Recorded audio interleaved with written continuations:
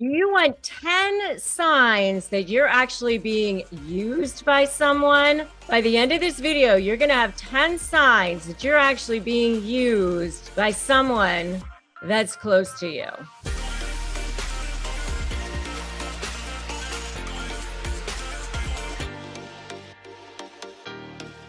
Hey there, I'm Rebecca Zung. I am an attorney. I'm a narcissist negotiation expert. And on this channel and in these videos, I give you tips, tricks, and resources on how to spot narcissists, negotiate with narcissists, communicate with narcissists in a way that makes you feel like you are the more powerful one for a change, so that you can set yourself up to be the most honored, powerful, respected, valued person, the one that no one can ever touch again. And if that sounds good to you, I invite you to subscribe to this channel and hit that notification bell. Okay, let's talk about the signs that you're actually being used by someone who may or may not be a narcissist. Maybe they just have narcissistic tendencies, maybe traits, who knows?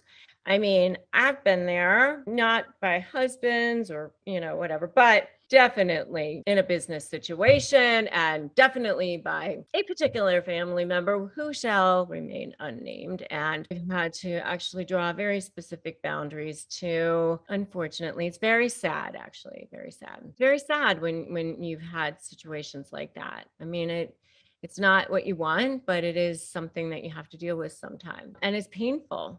It's very painful. So, what happens is you're a good person and you try to be a caring person and you think that you're a generous person, and then people take advantage of that.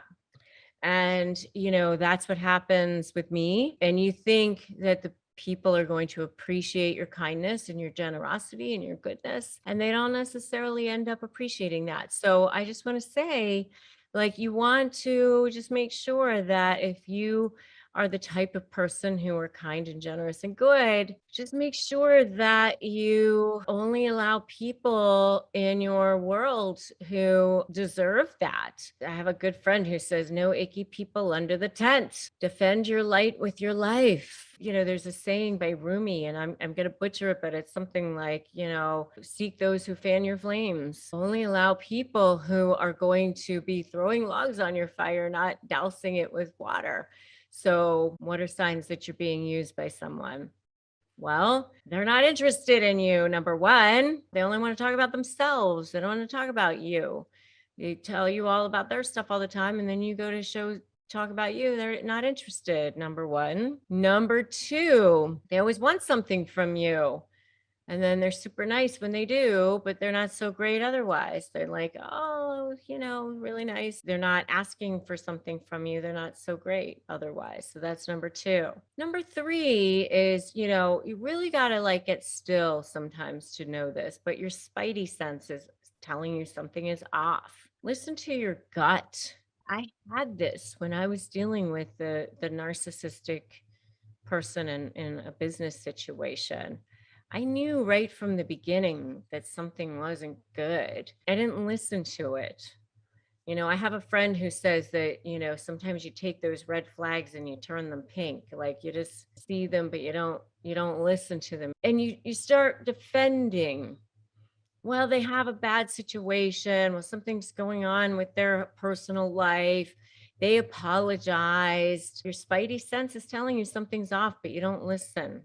It's number three. Number four, it's one-sided. They're always talking about themselves, not you. Number five, they're not respecting your boundaries. You tell them, don't sit on that. You tell them, don't touch that. You tell them, don't show up at this time. Don't call me at this time. Don't talk to those people. They're not respecting your boundaries. Don't ask me about that.